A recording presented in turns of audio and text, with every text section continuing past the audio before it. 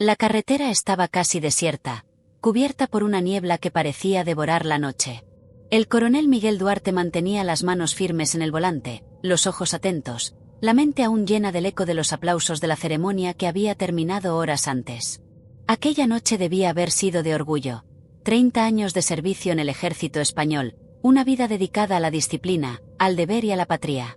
Llevaba su uniforme con el mismo esmero de siempre, impecable, cada medalla reluciendo bajo el reflejo pálido de la luz del salpicadero. El coche, un sedán negro, se deslizaba suavemente por la autopista. El silencio le tranquilizaba. Era uno de esos raros momentos en los que podía respirar sin el peso de las responsabilidades. Pero la calma fue cortada por el sonido agudo de una sirena. Retrovisor. Luces rojas y azules parpadeando. Miguel detuvo el coche en el arcén sin dudarlo. Era un hombre de normas, y obedecer formaba parte de quien era. Un coche patrulla se detuvo detrás. Dos siluetas surgieron entre los faros. La de delante caminaba con pasos pesados, firmes, como quien ya llega decidido. El agente, Ramírez, se acercó a la ventanilla del conductor y golpeó con la linterna. Miguel bajó el cristal con calma. «Buenas noches, agente. ¿Hay algún problema?», preguntó con voz controlada. La mirada del policía lo recorrió de arriba abajo, fría, evaluando el uniforme con desdén. «Documentación y registro del vehículo», ordenó con tono seco y autoritario. Miguel obedeció. Entregó todo. El nombre Coronel Miguel Duarte brillaba en la identificación militar. Ramírez lo leyó, alzó las cejas y soltó una risa corta. «Coronel, ¿eh?», dijo con un tono que no ocultaba la burla. «¿Y este coche es suyo de verdad?». «Sí, señor. Está a mi nombre». «Interesante». Ramírez dio un paso atrás. «Baje del vehículo, por favor». Miguel sintió el estómago contraerse. «¿Hay algún motivo para ello?». «He dicho que bajes, negro». La palabra salió como un disparo, baja, pero suficiente para incendiar el aire entre ambos. El otro agente, Gómez, permaneció en silencio, desviando la mirada. Miguel respiró hondo. Abrió la puerta despacio y levantó las manos en señal de respeto. «Soy un oficial del ejército español», dijo con firmeza. «Tengo derecho a...». Ramírez lo interrumpió empujándole contra el coche. «Cállate», gritó, registrándole bruscamente. Todo el mundo dice ser algo cuando está jodido. El sonido metálico del cinturón de servicio resonó en la oscuridad. Miguel mantuvo la vista fija en el horizonte, intentando no reaccionar. Sintió la humillación que llevaba décadas intentando olvidar, aquella que ni los años de servicio ni las condecoraciones habían logrado borrar por completo. El frío de la noche se mezclaba con el calor de la vergüenza. Un coche pasó despacio, y alguien gritó desde la ventanilla. Dejad en paz al hombre», seguido del clic de un móvil grabando. Ramírez se giró, furioso. «Aléjate de aquí», bramó, pero la cámara siguió apuntando. Miguel sabía que aquel vídeo cambiaría algo, para bien o para mal. «Agente, por favor, mire mis documentos». «Está todo en orden», insistió con voz serena. «Soy el coronel responsable de la base de operaciones del norte». Ramírez volvió a empujarle. «¿Te crees que puedes darme órdenes, capitán de mentira?». «Coronel», corrigió sin pensar. El policía perdió el control. Le agarró del brazo y lo esposó con fuerza. «Estás detenido por resistencia a la autoridad». El metal frío mordió sus muñecas. Miguel alzó la mirada, buscando los ojos de Ramírez. «Algún día, agente», dijo en voz baja, con una serenidad que sonaba casi amenazadora, «entenderá el peso de lo que acaba de hacer». Ramírez rió. «El único peso aquí es el de tu color, amigo». El silencio que siguió fue roto solo por el sonido distante de los coches y por el clic constante de los móviles que ahora grababan la escena. Gómez, nervioso, intentó intervenir. «Ramírez, creo que dice la verdad. Mira los documentos». «Cállate, Gómez», rugió su superior. «Sé lo que hago». Pero en ese momento, Gómez vio la insignia dorada en el bolsillo del uniforme. Leyó el nombre. Lo reconoció. Su rostro se volvió pálido. «Dios mío, es realmente coronel». Ramírez dudó. El orgullo le impidió recular. Y fue en esa duda donde el destino selló su camino. Miguel permaneció inmóvil, uniformado, esposado, con las luces del coche patrulla reflejándose en sus medallas, símbolos de honor, convertidos ahora en espejos de la vergüenza ajena. Minutos después, la transmisión en directo ya circulaba por las redes. El hombre negro esposado con uniforme militar se convertía en el rostro de una historia que el país ya no podría ignorar. Miguel no sabía lo que vendría después, pero dentro de él algo despertaba, no la rabia, sino una fuerza silenciosa. Aquella noche, que empezó con honor, terminaría con una cicatriz. Y, como todas las cicatrices, contaría una verdad que nadie podría borrar. Miguel fue colocado en el asiento trasero del coche patrulla, aún esposado. El metal frío presionaba sus muñecas, y el dolor empezaba a latir al ritmo de su corazón. Afuera, el viento cortaba la noche, y el sonido de las sirenas resonaba como una herida abierta. El coronel, el hombre que había liderado batallas, que había comandado a cientos de soldados, ahora veía su propio reflejo en el cristal, distorsionado, con la mirada vacía de quien intenta comprender lo imposible. Ramírez hablaba por la radio con arrogancia. Sospechoso detenido. Vehículo de lujo, posible falsificación de identidad militar. El otro agente, Gómez, evitaba mirarle. La vergüenza lo devoraba, pero la jerarquía lo mantenía en silencio. Miguel los observaba, intentando conservar la dignidad, aunque preso, aunque humillado. Dentro de él, un torbellino, la disciplina le gritaba que mantuviera la calma. El hombre, que clamaba justicia. ¿No vas a decir nada?, provocó Ramírez, mirando por el retrovisor. Usted ha cometido un error grave, respondió Miguel, con voz baja pero firme. Y ese error le va a costar caro. Ramírez sonrió con desprecio. El error es dejar que alguien como tú lleve un uniforme así. ¿Alguien como yo?, replicó Miguel, mirándole a los ojos a través del espejo. Negro. La palabra cayó como veneno. Puedes llenarte el pecho de medallas, pero sigues siendo lo que siempre fuiste. Miguel respiró hondo. En ese instante recordó todas las veces que había tenido que demostrar su valor. Cuando ingresó en el ejército, le dijeron que no tenía el perfil. Cuando fue ascendido a capitán, dijeron que era suerte. Y ahora, tras 30 años de servicio, un simple agente de carretera lo reducía a nada con una sola palabra. El coche patrulla se detuvo frente a la comisaría distrital. Pequeña, antigua, con luces frías y olor a tabaco y café rancio. Ramírez bajó primero y tiró de Miguel por el brazo. Vamos, coronel de mentira. Las palabras estaban cargadas de ironía. Dentro de la comisaría, varios agentes levantaron la vista. Un hombre uniformado, negro, esposado, con medallas aún en el pecho. La escena era demasiado absurda para no provocar murmullos. Gómez, visiblemente tenso, se acercó a su compañero y murmuró. Ramírez, esto va a traernos problemas. Mira los documentos. Es realmente coronel. Cállate, Gómez, repitió su superior. Esto lo manejo yo. Ramírez empujó a Miguel hacia una sala de registro.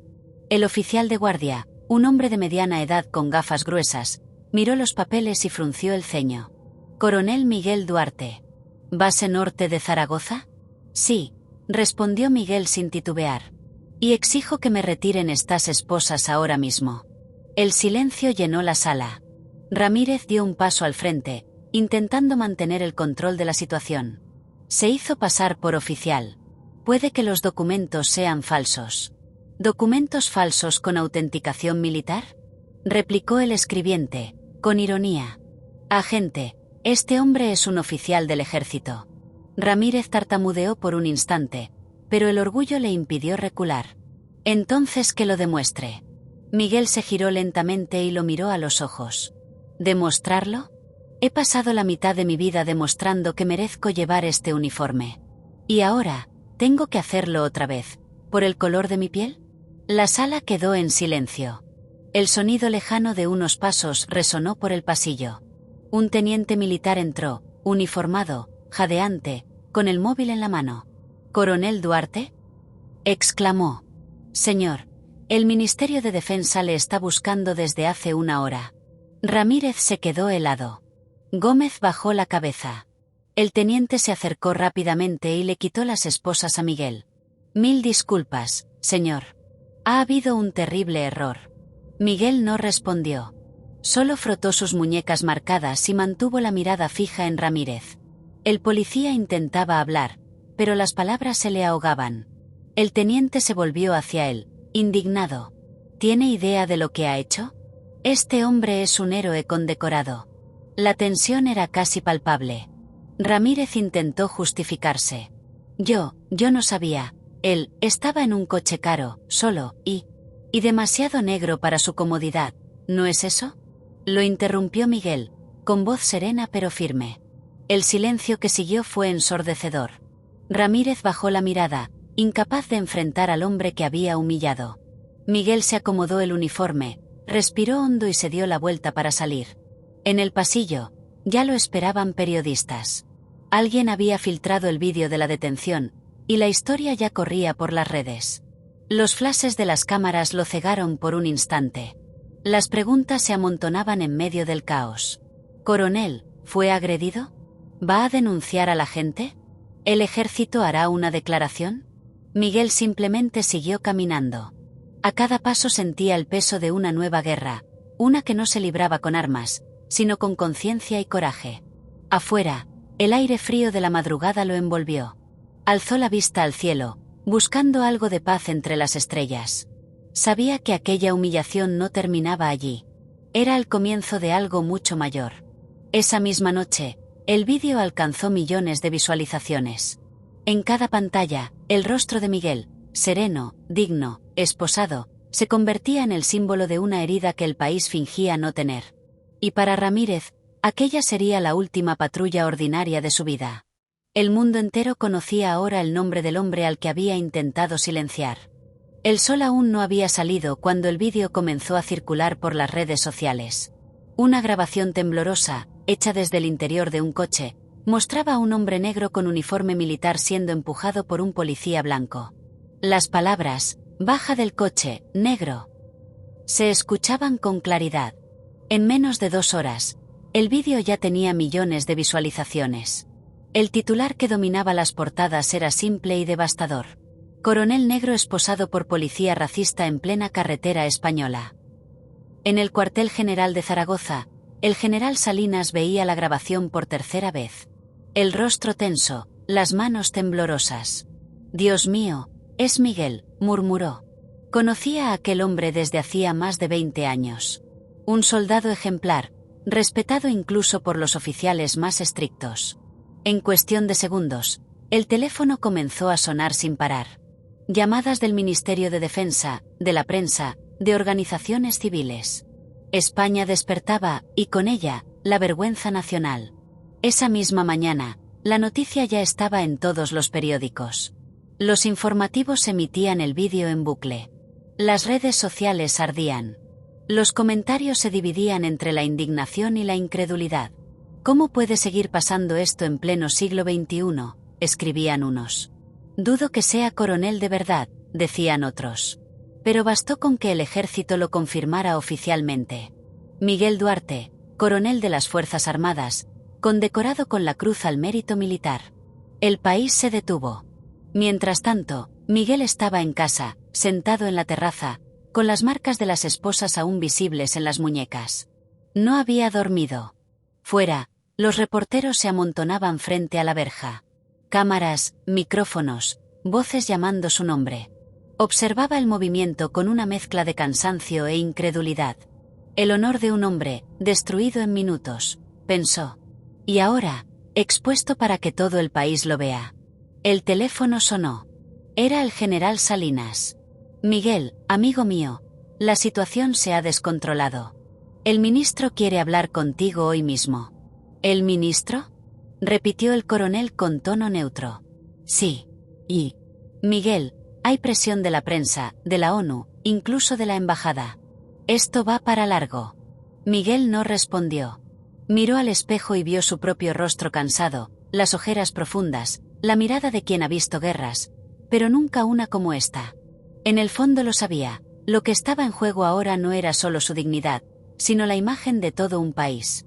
A las 10 de la mañana, el Ministerio de Defensa convocó una rueda de prensa. El portavoz leyó una nota breve pero contundente. El ejército español manifiesta su total rechazo a cualquier forma de discriminación racial.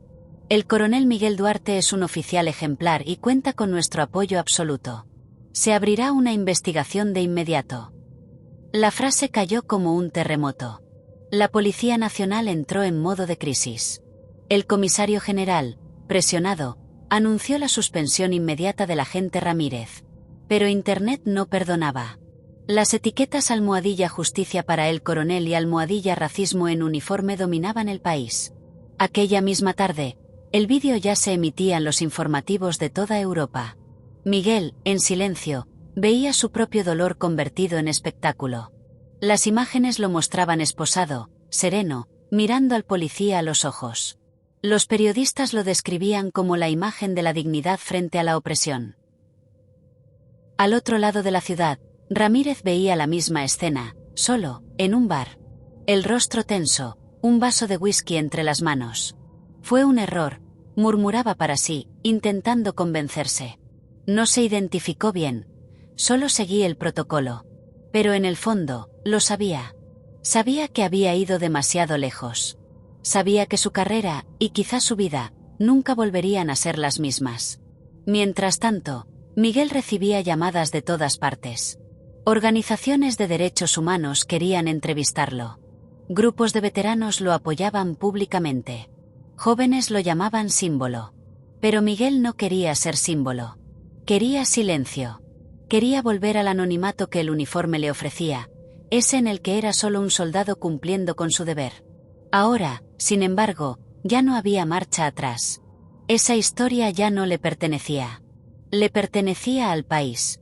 Por la noche, una multitud se reunió frente a la comisaría donde había sido detenido. Velas encendidas. Pancartas. Todos somos Miguel Duarte. El uniforme no borra el prejuicio. Los cánticos resonaban por las calles, y el aire parecía cargado de un nuevo tipo de fuerza, no de armas, sino de conciencia. Dentro de casa, Miguel lo observaba todo desde la ventana. No sonreía, pero algo en su mirada había cambiado. Sabía que aquella herida debía mostrarse para que algún día pudiera cicatrizar. A la mañana siguiente, la portada de todos los periódicos mostraba la misma imagen. Miguel, de pie, uniformado, esposado, bajo las luces rojas del coche patrulla. Y un titular que pasaría a la historia. La noche en que España esposó su propio honor. Habían pasado 6 meses desde aquella noche. El invierno había dado paso a una primavera silenciosa, y con ella, España aún intentaba digerir las heridas abiertas por el caso que había dividido al país. El nombre de Miguel Duarte se había convertido en sinónimo de coraje y dignidad. Para algunos, un héroe. Para otros, un recordatorio incómodo del racismo institucional que muchos preferían negar. Pero Miguel no se veía como símbolo de nada. Seguía levantándose temprano, vistiéndose con el mismo rigor de siempre, mirándose al espejo con la misma pregunta. ¿Ha valido la pena luchar? Las investigaciones se habían profundizado.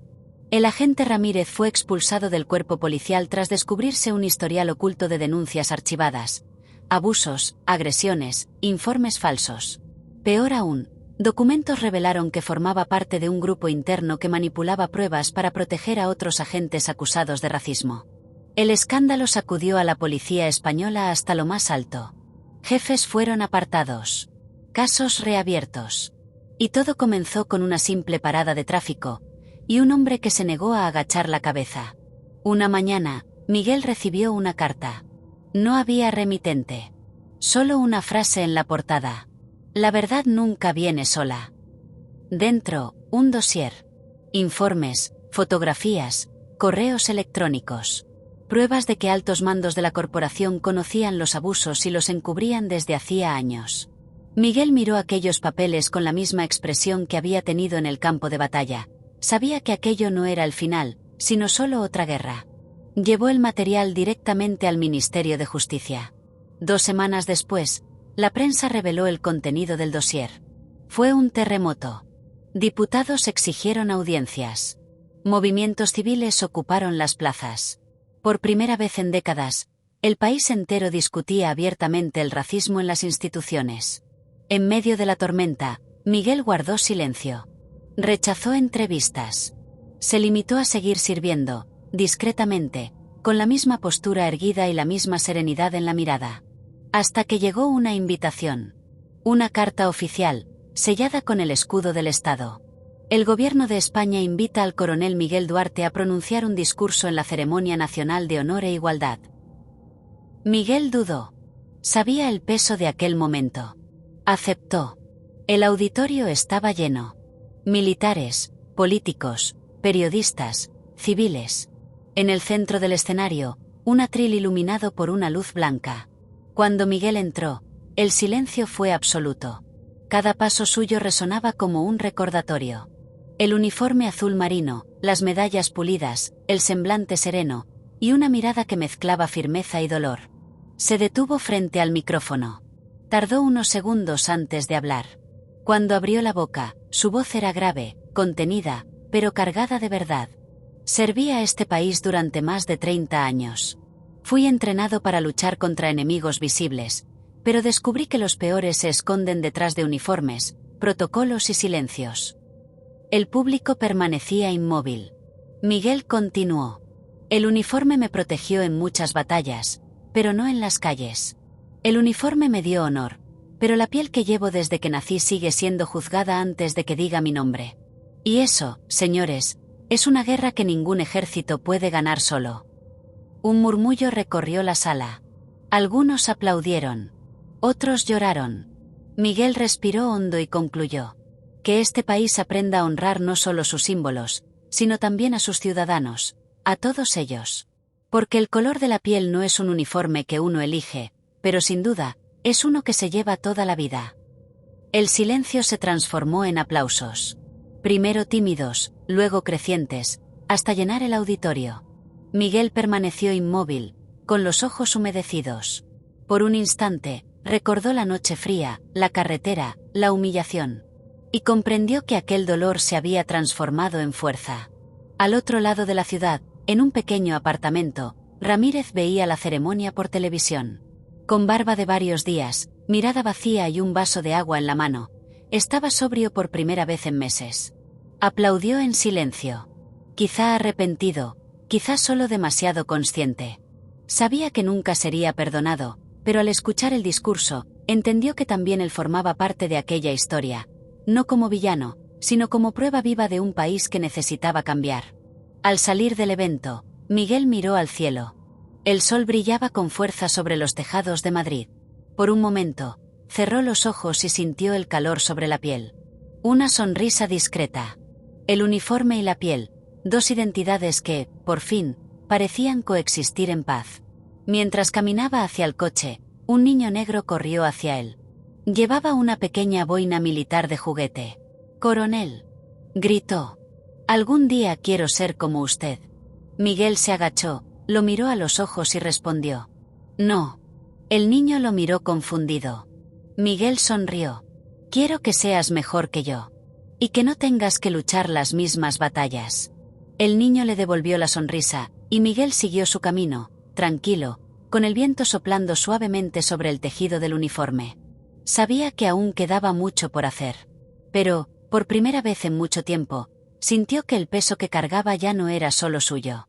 Era el peso de un cambio. Y ese cambio ya había comenzado.